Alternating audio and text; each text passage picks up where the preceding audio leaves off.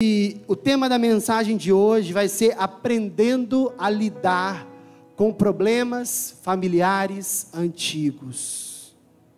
Nós vamos fazer uma análise da história de José do Egito. E essa palavra ela tem dois objetivos, e o primeiro deles é apresentar a história de José do Egito e a sua relação com as vulnerabilidades humanas diante dos padrões familiares negativos.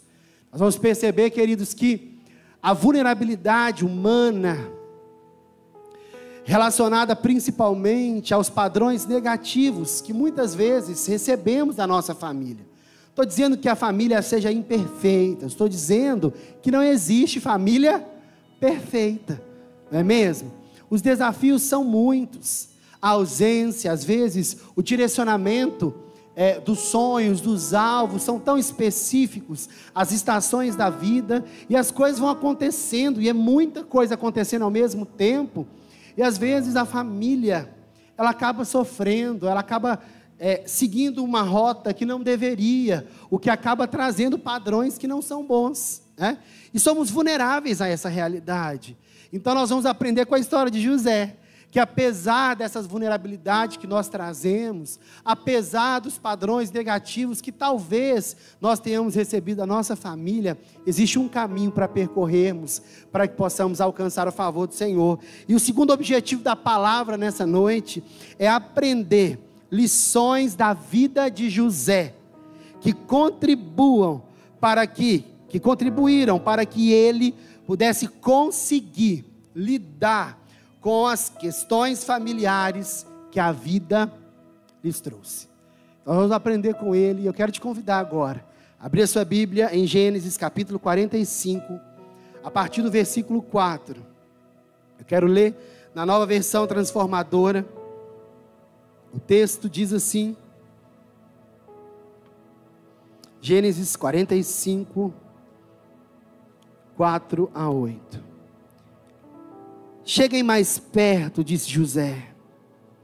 Quando eles se aproximaram, José continuou: eu sou José, o irmão que vocês venderam como escravo ao Egito. Agora não fiquem aflitos ou furiosos uns com os outros por terem me vendido para cá. Foi Deus quem me enviou adiante de vocês para lhes preservar a vida. A fome que assola a terra há 2 anos continuará por mais 5 anos, e não haverá plantio nem colheita. Deus me enviou adiante para salvar a vida de vocês e de suas famílias, e para salvar muitas vidas. Portanto, foi Deus quem me mandou para cá e não vocês. E foi Ele quem me fez conselheiro do faraó, administrador de todo o seu palácio e governador de todo o povo do Egito. Que o Espírito Santo aplique essa palavra no nosso coração, queridos. Amém? Esse é um pequeno trecho quando José, ele revela aos seus irmãos quem ele realmente é. Mas nós temos muito a aprender nessa noite com a palavra. Eu quero introduzir dizendo, queridos, que assim como nós perceberemos na história da família de José, não existe uma família que seja perfeita, né? Nós sabemos que os desafios são muitos. A trajetória que muitas vezes a vida incorre, né? As escolhas, e é incrível que hoje pela manhã eu refleti, conversando com uma irmã, de uma palavra que eu havia ministrado há alguns anos, sobre a semente, né? A gente vai semeando, e semear, a gente escolhe semear, né? Mas colher é obrigatório. Muitas vezes as pessoas dizem assim: a vida é minha, né? A gente escuta muito assim: a vida é minha, eu escolho, eu faço, principalmente quando se trata da família que já é maior de idade, né? E a grande questão é que em família não existe isso. Não existe a vida é minha, sabe por quê? porque tudo que você faz, de alguma forma, vai respingar na família, vai influenciar a família, né? Seja de forma positiva, ou seja, através dos desafios que a vida possam trazer. A verdade é que família não tem como viver sozinho, né? E as suas escolhas, as suas decisões, o caminho que você percorrer, ele vai influenciar diretamente a sua família. E existe um sistema que chama modelo do sistema Castor para definir a saúde das famílias. Eu queria introduzir essa mensagem falando sobre ele. É um sistema americano e ele fala sobre 5 níveis em que as famílias podem ser classificadas como diz respeito à saúde familiar. E aí eu quero começar no nível 5, depois a gente vai para o primeiro. O nível 5 é a família em sofrimento. Que família é essa? Essa é uma família severamente perturbada.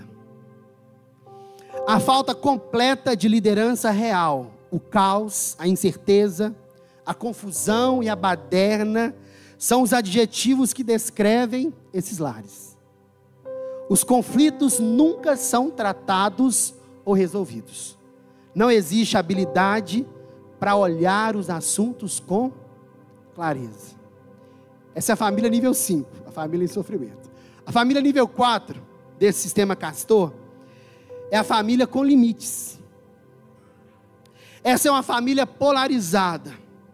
Em vez da anarquia, como no nível 5, onde não tinha liderança, todo mundo fazia o que queria e era como que uma bagunça, aqui é diferente.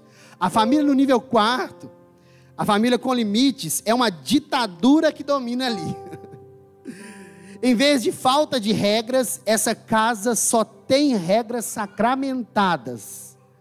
Há rígidas formas de pensar, sentir e de se comportar, esperadas de todos os membros. Os indivíduos não podem dizer, eu não concordo com o que você disse. É porque a ditadura está ali. Tem família assim, né? O nível 3 do sistema Castor é a família presa a regras. Essa família, ela não está no caos ou sob uma ditadura. Então, a 5 e a 4 foi embora. Mas ela é mais saudável do que a do nível 4.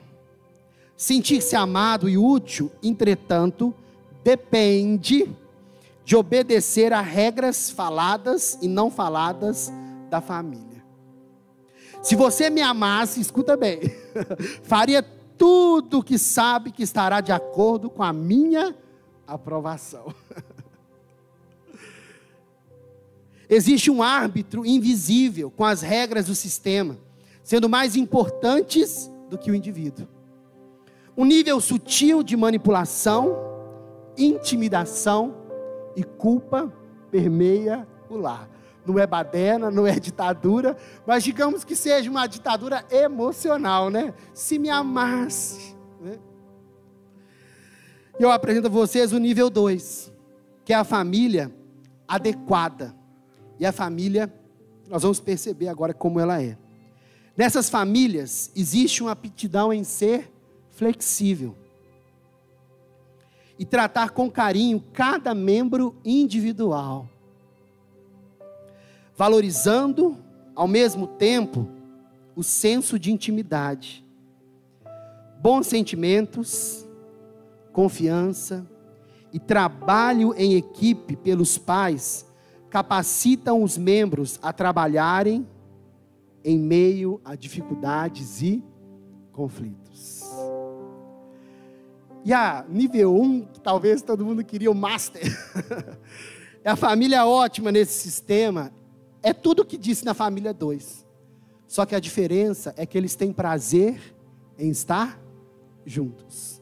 Eles não fazem simplesmente porque entenderam que precisam, por ser uma obrigação, uma decisão, mas eles têm prazer de viver juntos, de estarem bem juntos, né?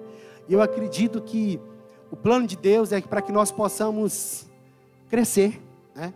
Nos desenvolver. Eu disse assim, olha, não existe família perfeita, mas Isso não quer dizer que nós não possamos trabalhar para mudar os níveis, né?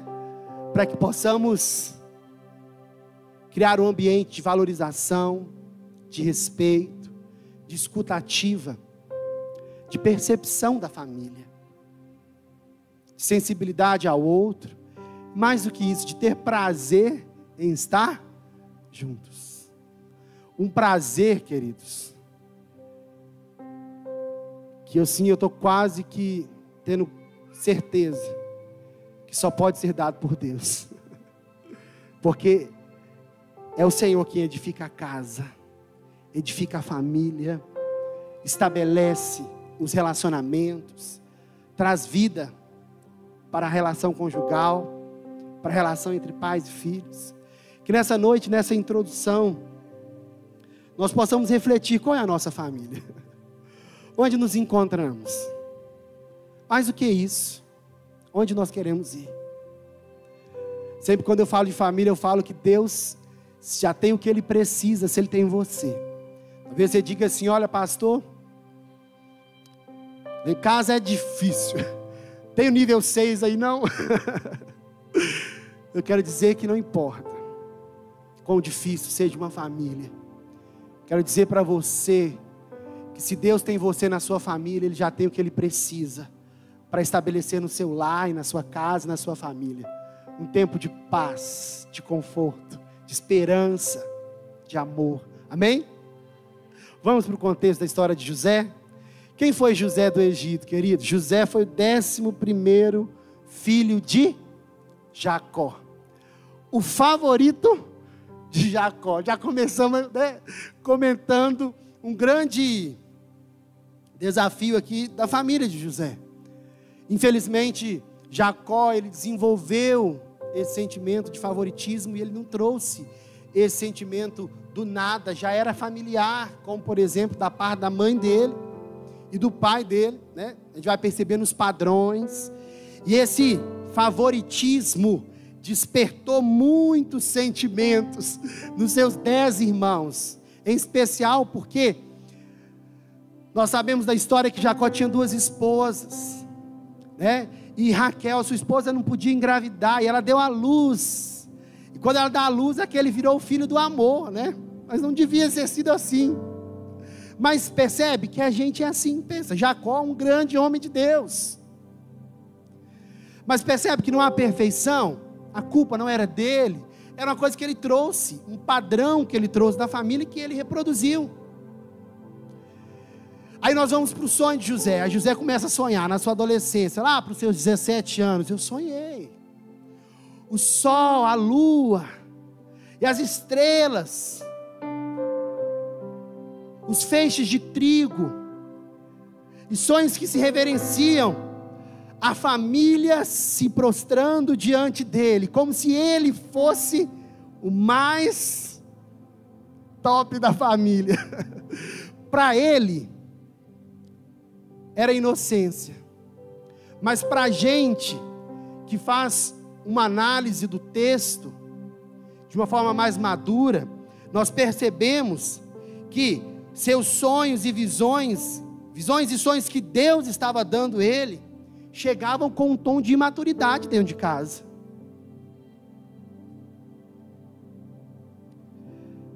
Chegava com um tom arrogante. E a gente só aprende isso com a vida, né? Deus falou comigo. E às vezes as pessoas não estão preparadas, mas nem a gente está preparado para não entender isso. Mas é só depois de um tempo que a gente entende, porque são padrões familiares que trazemos. E aí ele continua contando isso para os seus irmãos, para a sua família.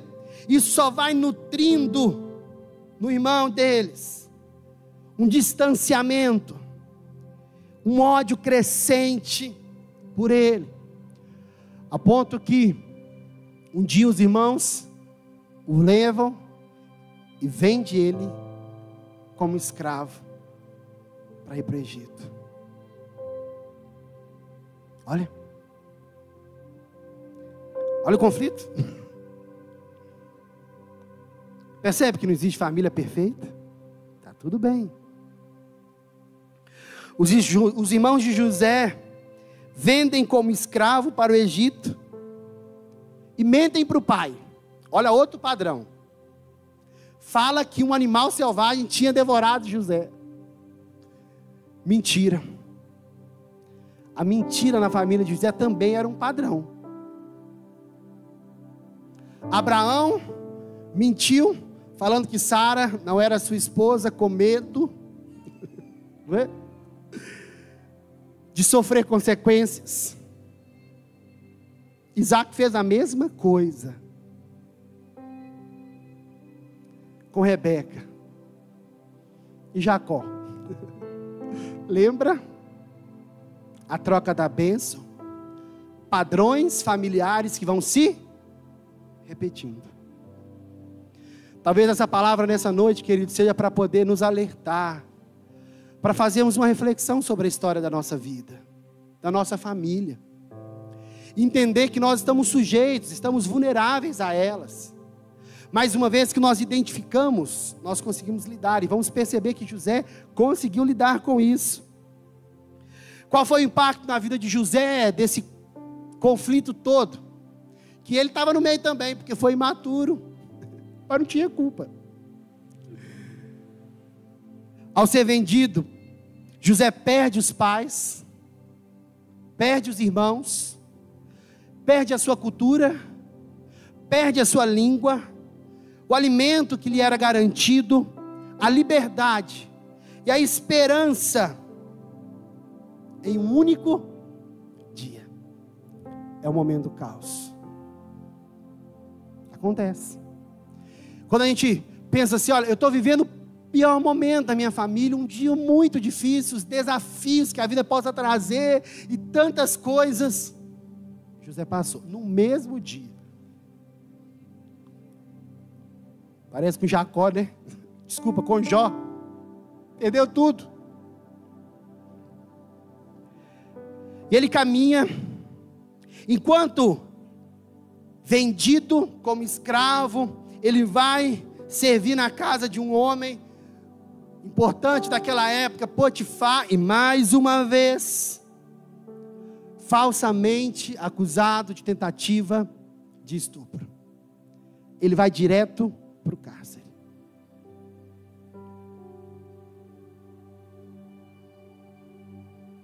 Parece que as coisas vão se tornando o quê? Ciclos, né? E ali, sem esperança, já há algum tempo, chega 2 prisioneiros que vieram do palácio. Eles têm sonhos, tanto o copeiro quanto o padeiro. E José se aproxima deles, porque é importante ressaltar que José, ele tinha uma boa atitude, apesar da vida não ter sido boa com ele, não ter sido legal com ele. Porque às vezes a vida não está sendo legal com a gente fala assim, vou ser legal com ninguém, né? José não, José era legal. E a Bíblia fala que ele interpretou o sonho do copeiro e do padeiro. Do copeiro, em 3 dias ele voltaria para o palácio, e do padeiro, em 3 dias ele seria degolado, as aves comeriam a sua carne. Forte, né? Mas para o copeiro ele falou assim, lembra de mim quando você chegar lá. O copeiro subiu e a lembrança foi embora. É engraçado, mais uma vez ele vai lidar com uma situação difícil. É José, queridos, né? A gente lida com isso, as pessoas parecem que esquecem, né? De tudo que aconteceu. É porque na verdade o ser humano ele está muito assim, olha, eu estou precisando, eu sou sensível àquela realidade. Quando eu não estou precisando mais, eu até esqueço, já foi. Mas está tudo bem. E talvez o sentimento que você traga hoje é exatamente isso. Nossa, será que a minha família ela não entende? Quantas pessoas às vezes trazem isso, né?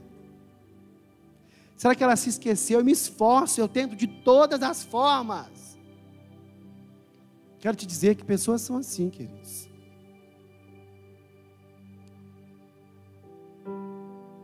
E quando nós nos deparamos com o momento em que Faraó tem um sonho, e ninguém conseguia interpretar. Opa, lembrei, o padeiro Já tinha ido embora, mas o copeiro estava lá. Tem um homem chamado José, que interpretou o meu sonho e ele vai fazê-lo. José é chamado. E agora nós conseguimos perceber o cumprimento do propósito de Deus na vida de José. Eu quero ir para o desenvolvimento dessa mensagem. Eu quero dizer que quando nós vivemos e muitos desafios acontecem, não importa o quão difícil esteja sendo a minha vida, o quão desafiador seja lidar com a minha família, nós podemos entender, nós que cremos que Deus tem um propósito para a nossa família, Deus tem um propósito para a nossa vida, Deus tem um bom plano para a gente, para cada um de nós. E Deus tinha um bom plano para José, apesar de todos os desafios que ele tivesse vivido. Deus, ele permitiu que tudo aquilo se convergisse para o cumprimento de um grande propósito. José, ele desvenda o sonho de um período de muita abundância, 7 anos de muita abundância, mas também 7 anos de escassez. E Deus permitiu que José chegasse ali para ser o grande provedor do mundo inteiro, incluindo da sua família. A Bíblia fala que José se levanta e começa a dirigir as estratégias para o Egito. Ele é o segundo mais importante daquela época. O que nós aprendemos com José? Quais as lições? A primeira delas que eu quero dizer, queridos, é que José, ele teve um profundo senso da grandeza de Deus na trajetória da sua vida. Eu quero repetir, José, ele teve um grande senso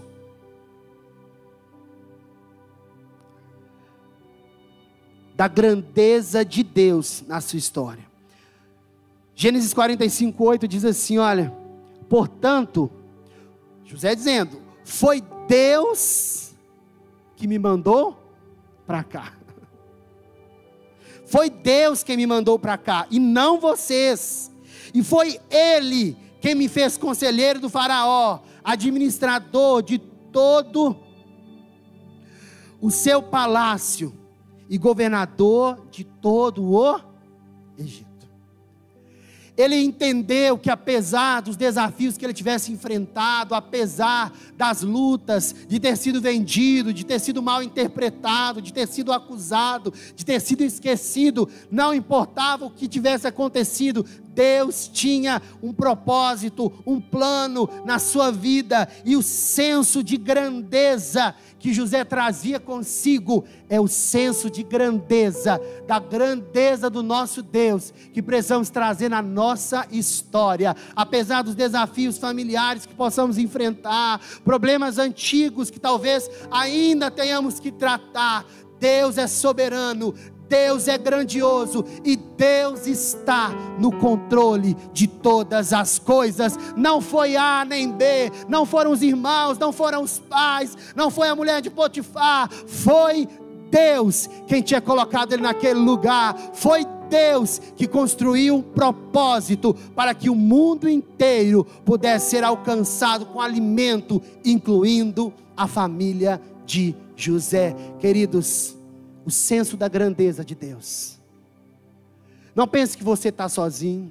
Não pensa que você está esquecido. Não pensa que não tem jeito para a sua família. Mas você que crê em Jesus Cristo e a sua fé é viva no Senhor, você pode ter a convicção que a sua vida, que a sua família, e eu quero inclusive ampliar um pouco mais, não só no ambiente familiar, mas em outros ambientes nos quais você possa estar vivenciando, seja ministerial, seja no trabalho, na vizinhança, seja onde for. Deus tem um propósito, Ele é aquele que estabelece grandes coisas. E, como diz Salmos 23:4, ainda que eu ande pelo vale da sombra e da morte, eu não temerei mal algum, porque Deus está comigo. Reconheça a grandeza de Deus. Deus está nos habilitando, queridos, nessa noite, através do entendimento da palavra, a percebermos que Ele é soberano sobre as nossas vidas. E a grande questão não é, por que está acontecendo comigo? Não. A grande questão é entender, Deus tem um plano, e eu vou seguir em frente, porque Ele está comigo. Deus tem um plano, Ele está com você, Ele está com a sua família. A segunda coisa que José fez, queridos, e talvez nós tenhamos que fazê-lo, muita gente faz. José admitiu honestamente a tristeza e a perda pela sua família. Gênesis 45, no versículo 2, olha o que o texto vai dizer. José se emocionou e ele começou a chorar, mas olha a intensidade, chorou tão alto,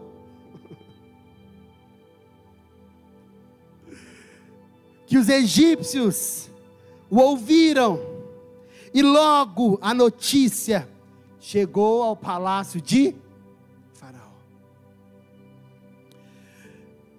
Muitas vezes, quando nós lidamos com problemas familiares, queridos, nós podemos até reconhecer a grandeza de Deus. Uma coisa é você reconhecer a grandeza de Deus, outra coisa é você ter muita clareza que você não é Deus, você é pessoa, ser humano, né? Enquanto seres humanos nós sofremos. José tinha convicção que Deus estava no controle, que tudo tinha sido um propósito de Deus, mas José sofreu na trajetória. José sofreu e sofreu muito. E o que ele nos ensina? Apesar de entendermos o senso da grandeza e do propósito de Deus, somos pessoas. Ele admitiu honestamente a sua tristeza, a sua perda, a sua história, e ele chorou e ele lamentou, um lamento da alma, um lamento tão alto que todos escutaram. Imagina, estou falando que você tem que fazer assim, né, gente? Mas eu quero ensinar qual que é o princípio que José nos ensina. A verdade nos liberta. Às vezes a gente traz com a gente aquele senso de que tem que ser super forte, super cristão, super tudo, e somos fortes, e nós aguentamos, e que venham mais. Não, vem não. As costas não é tão largas assim, nem precisa. A gente pode ir a Jesus, né? Quando Jesus ele fala em Mateus 28, 11, 28, vinde a mim vocês que estão cansados, sobrecarregados, que eu vos aliviarei. Venham e aprendam de mim, disse Jesus, que sou manso e humilde de coração. Vocês encontrarão descanso para vossas almas. José, ele aceitou a sua verdade. Tinha sido imaturo. No início de sua trajetória tinha sido sim, trazido um tom arrogante, com aqueles sonhos mirabolantes. Tinha sido vendido, machucado por uma vida. Mas e agora? O que ele ia fazer? Se angustiar a vida inteira? Ficar preso a um passado que nunca muda? Lamentar uma vida inteira? Desenvolver um instinto de raiva, de arrogância, de pagar com a mesma moeda? Como nós fazemos? O ímpeto é querer resolver com a força do próprio braço. O ímpeto é estabelecer justiça. Como que a gente é assim, né? Mas José, ele faz algo admirável. Ele reconhece a grandeza de Deus, mas ele reconhece os fragmentos da sua história. O choro da alma que leva o nosso coração, que lava o nosso coração das dores, dos ressentimentos. O choro que nos habilita a seguir. É uma história de cura interior. José, ele nos ensina que muitas vezes para prosseguirmos em família e lidarmos com problemas antigos. Sabe aquele nó que dá aqui e trava, e a vontade é de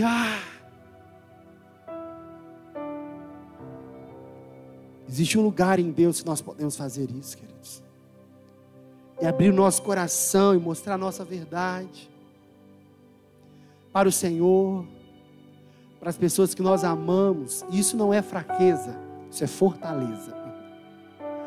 Muitas vezes a insegurança leva as pessoas a não apresentarem suas necessidades. Vão pensar que sou fraco, que sou incapaz. Não, esses são os fortes, que reconheceram sua fragilidade, mas não se esqueceram de que tem um Deus que está cuidando. José, ele teve 2 filhos. O primeiro deles, ele chamou de Manassés, que significa esquecer. Esquecer a dor, a indiferença, esquecer os padrões negativos que o afetaram tão brutalmente. Mas o seu segundo filho, ele chamou de Efraim. Efraim do hebraico significa frutífero. Deus, ele mudou a história, estabeleceu um tempo diferente. Ele confiou na grandeza de Deus, ele foi restaurado. Eu quero dizer que para cada Manassés que nós tenhamos, Deus tem um Efraim. Para cada história que nós vencemos e deixamos, e aí eu falei esquecer, né? Não é amnésia, a gente não esquece, mas já não dói tanto. A gente tem um Efraim que nos ajuda a vencer e seguir em frente, um tempo novo de Deus para a gente. Sabe, queridos, e pela fé eu creio que Deus está trabalhando em nós. Deus está trabalhando na nossa família, Ele está gerando Efraíns para a gente. Mas é certo que com José nós aprendemos a lidar com as prisões emocionais, que às vezes nos travam. Talvez você tenha que escolher o dia para fazer o choro da alma. Talvez você tenha que um dia ir lá conversar com o papai, ou a mamãe, ou os irmãos. Um dia que está tudo bem. E abrir um coração com respeito. Porque às vezes, queridos, trazer questões emocionais de uma vida inteira, e o tema é lidando com problemas antigos.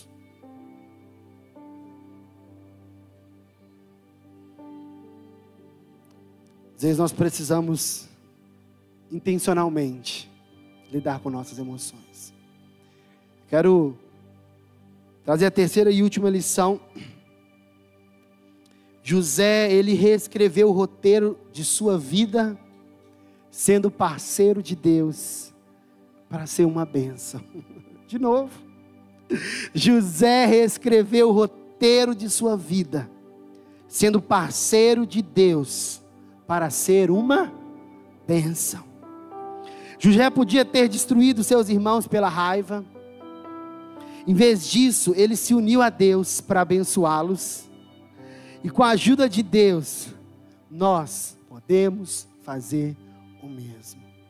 Não sei qual foi sua trajetória ou tem sido, ou quais problemas às vezes antigos, ou padrões negativos familiares dos quais você ainda é vulnerável.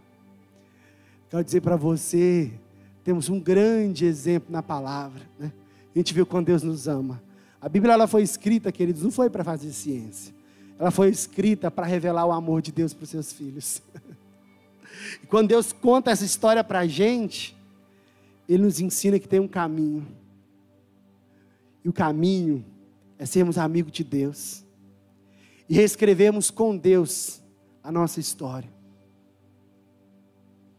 Às vezes, a borracha não pode voltar lá atrás, mas o lápis pode reescrever o daqui para frente. José fez isso. E o Espírito Santo de Deus nos habilita nessa noite a fazer isso, para sermos uma bênção em nome de Jesus. Amém? Eu quero concluir dizendo, queridos, que tanto a família quanto os eventos traumáticos em nossas histórias nos passam mensagens negativas ou roteiros que podem dirigir inconscientemente a nossa vida. Nós percebemos isso. A mentira que veio do bisavô, do avô, do pai, reproduziu nos irmãos, só que agora de forma diferente. No início era uma mentirinha em relação à esposa. Depois a mentirinha ficou média. É para trocar a bênção. Agora a mentira é para vender o irmão. Padrões familiares que precisam ser trabalhados. Por exemplo, a indiscrição de algum amigo ou familiar em relação a uma situação específica da sua vida pode, por exemplo, nos levar a pensar assim: olha, eu nunca mais compartilho nada em relação à minha vida, porque eu sofri uma vez e eu não quero sofrer de novo. Trazemos uma dor e nos fechamos, e nem chorar mais podemos. Olha o segundo exemplo. Uma mágoa com algum líder pode nos levar a dizer: jamais vou confiar em alguém, jamais vou confiar em um líder espiritual ou ir a uma igreja novamente. Quantas coisas assim nós estamos percebendo.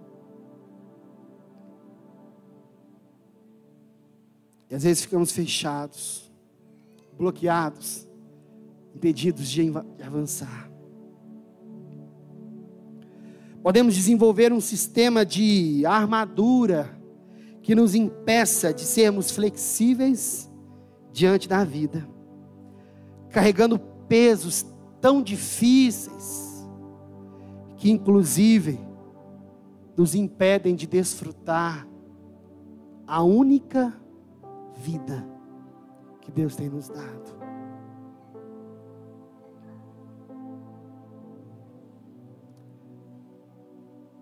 Mas nós podemos fazer como José, queridos. José construiu sua história com Deus. E no momento de decisão crítica de sua vida, ele estava pronto. Façamos o mesmo. Vamos nos lembrar: Deus está no controle. Não tenha vergonha de admitir sua dor, mas reescreva o roteiro da sua vida, sendo parceiro de Deus, sendo uma bênção, em nome de Jesus. Amém?